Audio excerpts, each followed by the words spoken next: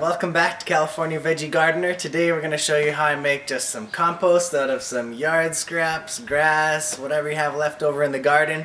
So stick around and take a look. I'll give you some easy tips. Okay, so we're back here on California Veggie Garden showing you how to make your compost. Usually you just need a few ingredients, carbon and nitrogen. Carbon should be at a ratio 25 to 30 and the nitrogen at a ratio of 1. Things that are high in nitrogen are the green stuff, okay? Leaves, grass, whatever. The brown stuff, brown leaves, brown grass, that'll be higher in your carbon content. So you actually need a much higher carbon content to nitrogen. You can look up, and I'll paste a link in this video to sites that have the carbon to nitrogen ratios in many materials that you're going to be using. So I've already mixed them up here. I'll show you, we're using some squash from last year, so just put some squash in there, right?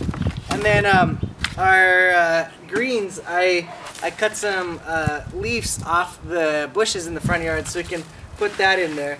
That'll have some browns in there too, because there's some dead leaves. And then also for my browns, I was using some tomato vines from last year that had dried out, died in the winter time. So just mix those all together. And you can use a shovel, dump it out, which will work good. In a few months you should compost down and be able to add it back to your garden to make your veggies grow bigger and stronger, taste yummier as well. So here I have two different types of compost that I've made. This one just out of grass clippings. So when I get the clippings off the lawn, I just throw them into a bucket like this. If you're a gardener, you should have lots around. Just throw them in there. As they compost down, you just throw more on top. You can dump it out, mix it around once in a while. And at the end of the season, it should turn into this. Some nice compost. This is another one I made. As you can see, there's some pumpkin seedlings in here.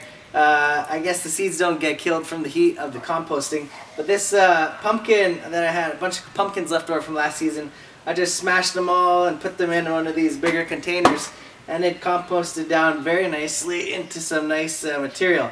The only thing is you'll have to weed out your volunteer pumpkin seeds.